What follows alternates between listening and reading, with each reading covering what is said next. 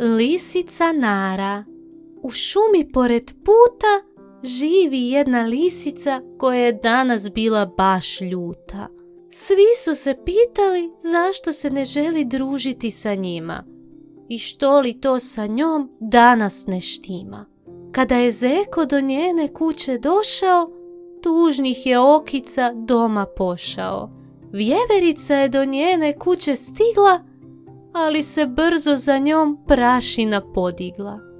Nitko više znao nije što je lisici da se više ne smije. A onda je maleni Medo čuo da lisica plače. Došao je do nje i zagrlio ju najjače.